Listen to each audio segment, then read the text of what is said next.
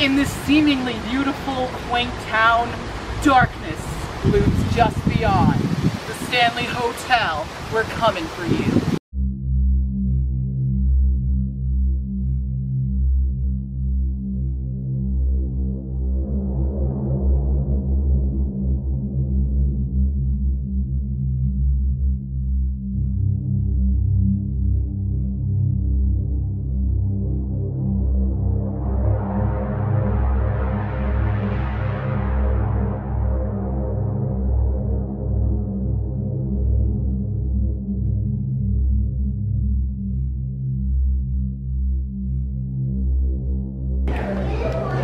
Is it? Come with me. That's not and what you'll this is be. at all. I'm so scared. I don't know where we are.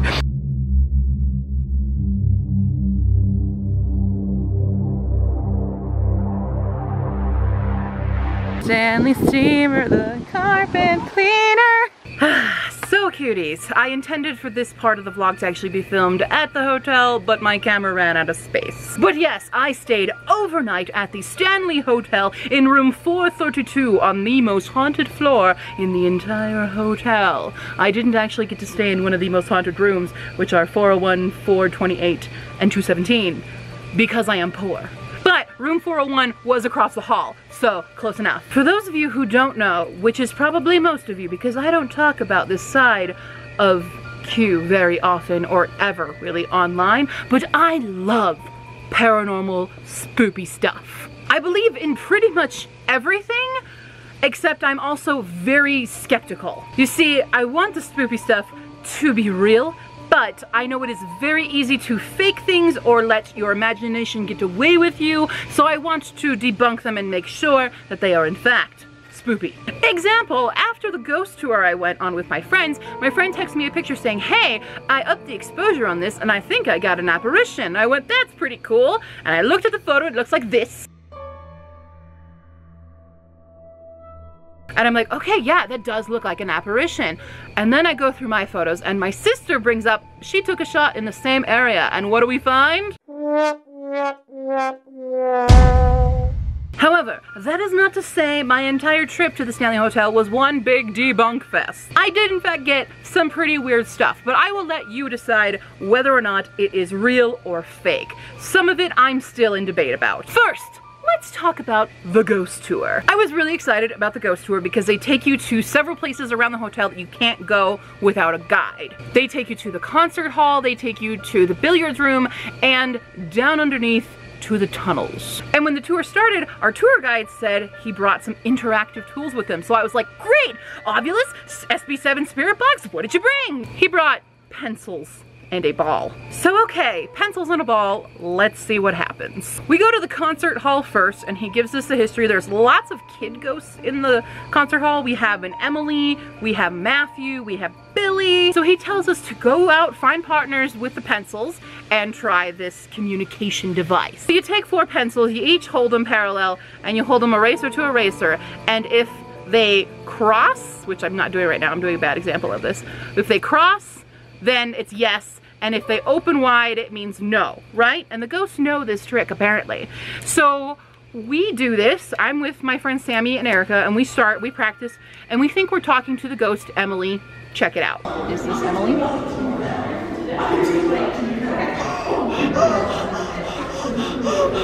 Hi, Emily. Okay.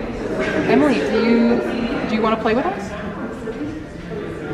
Isn't that a no? Oh my god, no. Crosses the diamonds, yes. It keeps going. Emily, that's awesome. Thank you for saying hi. It's still pulling.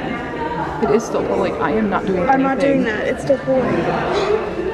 Now, I'm fully on board with this because it really feels like something is pulling and pushing it, and it feels very, very real.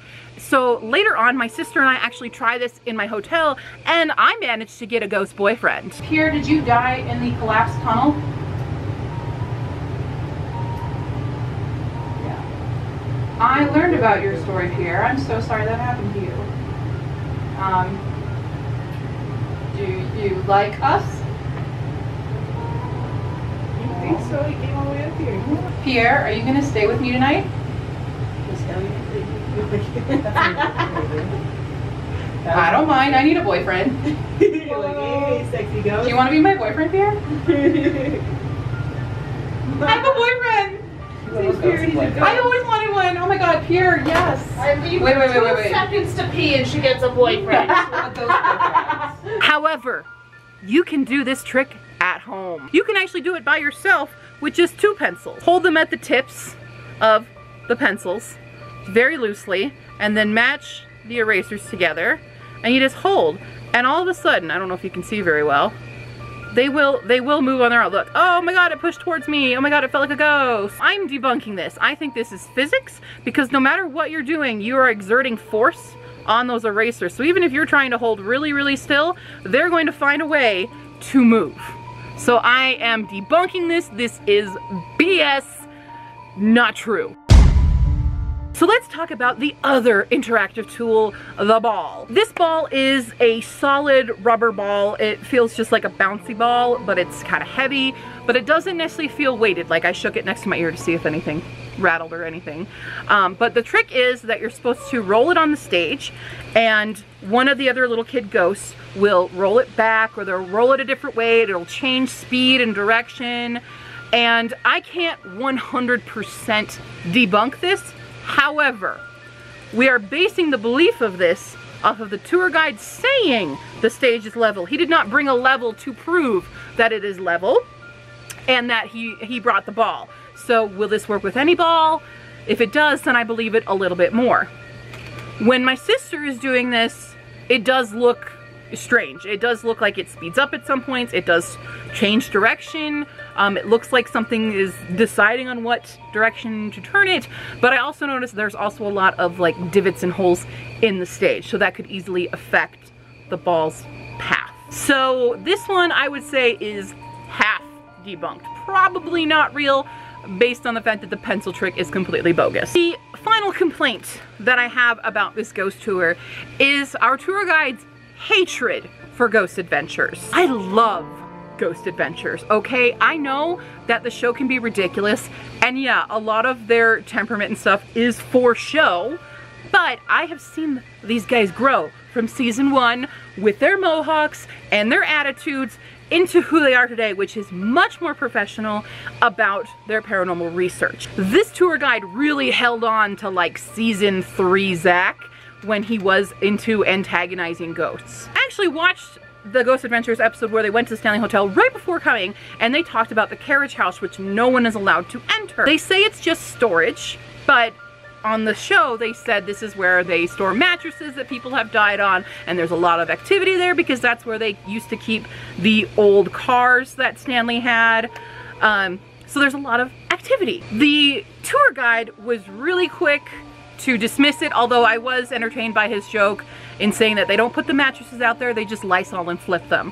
That was funny. He gets points for that one. So the Stanley Hotel theoretically hates the GAC crew, but I learned down the grapevine of probably not very reliable sources, but then did my own internet researching, which is obviously a very reliable source, but I did do my research, that the Stanley Hotel is now owned by the Grand Heritage Hotel Group. This group apparently no longer wants to emphasize the dark history. They want to say that all the ghosts in the hotel died happily and peacefully, and there's no malicious behavior whatsoever going on in the hotel, which we all know is BS. Countless other people have had these horrifying experiences, so tell me that these ghosts are nice and happy and just want to play with pencils. So how much of my tour guide was actually speaking truth, and how much of it was changed to fit the new hotel's image?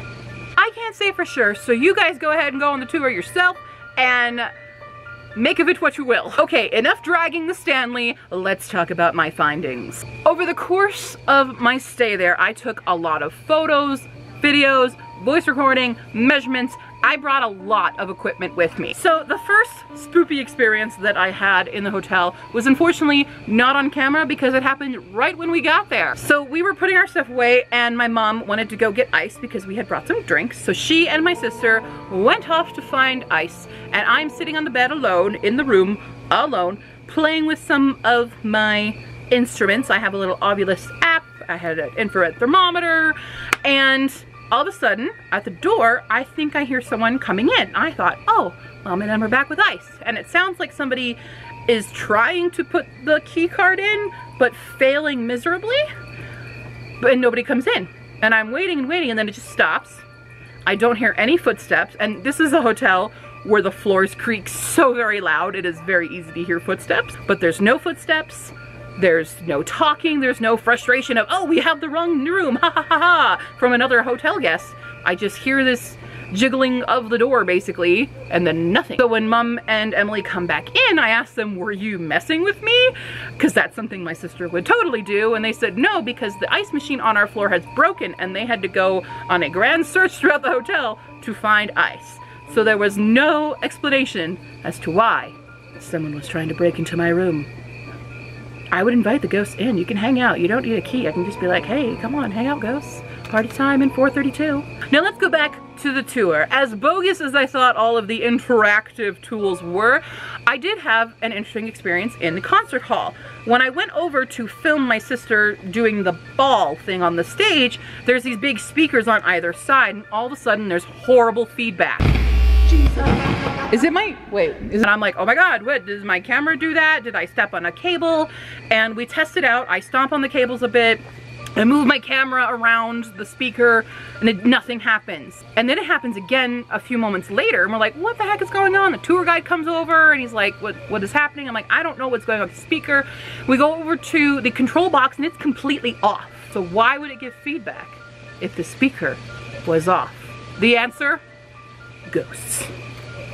Or something else technological that I don't know enough about. And then we go down into the basement, and the next really spoopy story I have for you, I didn't actually witness, but my sister did, so I'm gonna let her tell you all about it. Hey guys, so quick recap of what happened in the room.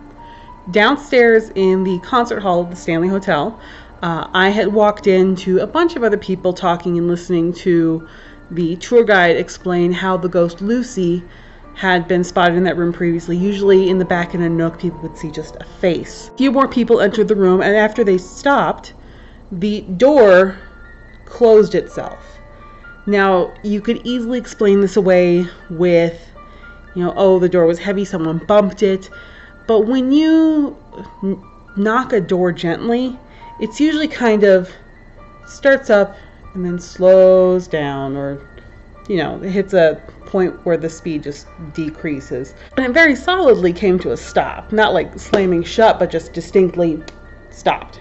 After that, another person went to enter the room and snapped a picture as they entered, and sure enough, there was a picture of a face, which unfortunately I did not get the photo of, sitting in the back in the area where the tour guide had explained that Lucy's face was. Now, we spoke with the people who had just entered the room, and they claimed they did not touch the door or anything. There was no breeze that happened. The door just smoothly, at a steady pace, shut. And that's what happened. Spooky. I tried to take a picture of the picture that the guy took. It didn't turn out great, but you can kind of see it in this photo here.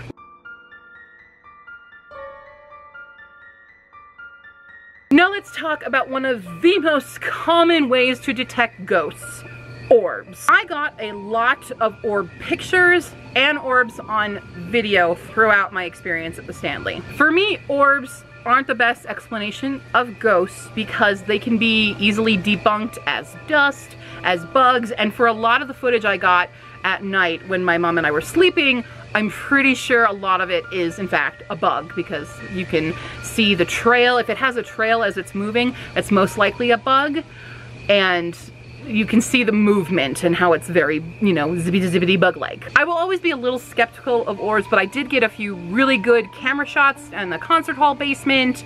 I got some in the tunnel. I got quite a few all around the hotel, especially when my mom and I were walking around at 3 a.m. But I want to specifically talk about this picture. I don't know what exactly is causing these light anomalies. I think there might be a street lamp outside for the two bright white lights that you're seeing, but in other photos there is nothing outside, so I'm not 100% sure what that is, if it's a camera flare or what. But I want to talk about the orange sphere that you're seeing below them. I have no way to explain what that orange orb is. So this is in the music room, and I took a lot of photos in here, and this is the only one where this orange orb shows up. There's nothing for it to really reflect off of to make it that orange. Because it's not in any of the replicated photos, I have there's just no explanation for it. So if you can debunk it, put it in the comments. Otherwise, I have no idea what this is. It's a demon orb to me. Okay, enough pictures, time for some video evidence. Before we leave orbs entirely, I want to get them out of the way. While there was bugs definitely in the room, or at least was one fly, and possibly a couple gnats or something flying around, I did get a couple orbs that were very strange. First, I got this solid oval that appears a couple times throughout my infrared footage. It doesn't have a tail, it moves a lot slower than a bug, and it moves in a very strange pattern. I don't know how to debunk that one. Second orb I got was not really spherical at all. It's a very strange shape. It appears out of nowhere, and it moves very slowly and just disappears. Any ideas? Put them in the comments. And finally, there is this strange light anomaly that happens right above my head twice throughout the night. At first I thought this must be my phone, but my phone doesn't light up when it happens, because you can see it on the night desk next to me, and then it happens so fast. When my phone gets a notification, it'll light up and it'll stay lit up for quite a while. But these happen within a second.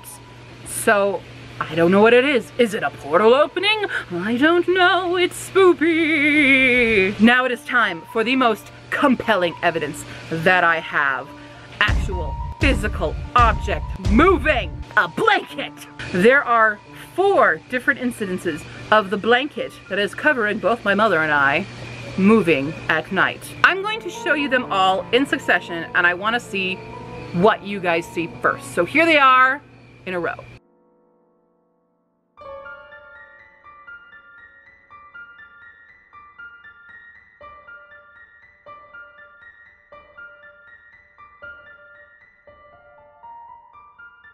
All right, in the first one, did you see the blanket moving? It happens at the very front of the bed.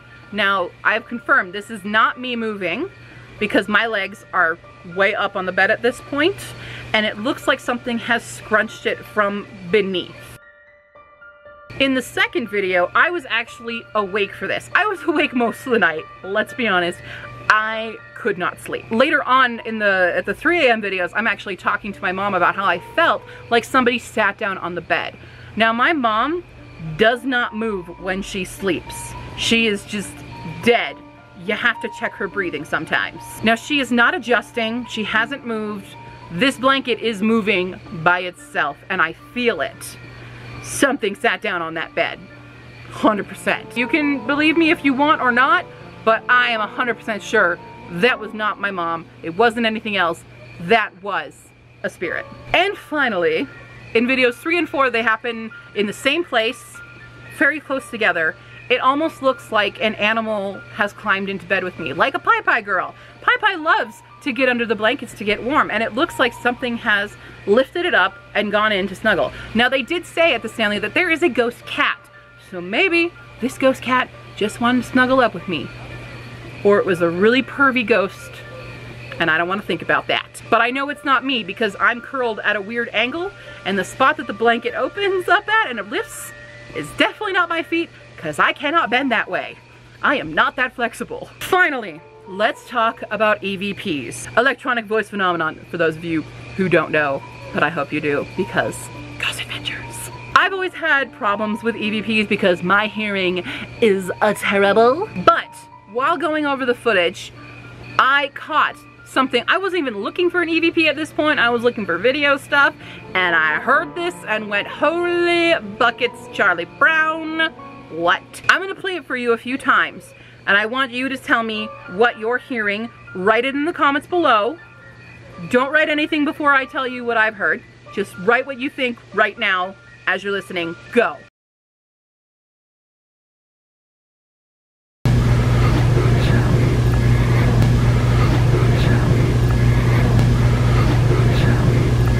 Did you write your comment? Because I'm going to tell you what I heard. I heard...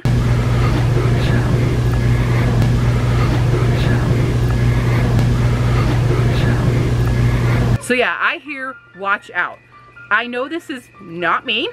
This is not my mom, because my mom at this point walked outside to get some fresh air. I am alone in front of the McGregor room, which is where they have the illusionist. But I have to say, that is a Class A EVP. So, is the Stanley Hotel haunted in my opinion?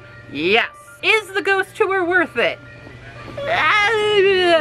It's worth it to go to the places that they don't let you go without a guide. It's not worth it for these. Would I stay overnight again? Only if you got me into room 401 or 428 or 217. So cuties, if you like this video, please like and subscribe. And if you want me to go to more spooky places, put it in the comments below. I don't know why I'm singing, but hey, you can reach me on Facebook, Tumblr, Twitter, and I'll see you next time. Bye! But yes, I stayed overnight at the Stanley Hotel. In room 432, there is a spider on my camera. Should I talk in this voice? No. Over the candlelight. No. Hello, I birthed everyone. you. Stop that. I had a spoopy time. No, Anomaly no, detected. anomaly! I found out through the grapevine, and the fire is so close to me right now. So if you filthy, Filthy, smelly, smelly. evil, wicked, and Ooh. You're taking the lead, I was waiting. you'll be right at home. You'll be right at home. And my little school. Queen Aggie School. Queen Aggie School. They're probably too far away for it. Okay. No, they're really loud. It's like Rockstar. Shut up! Get. This is the spookiest time. Flare, flare.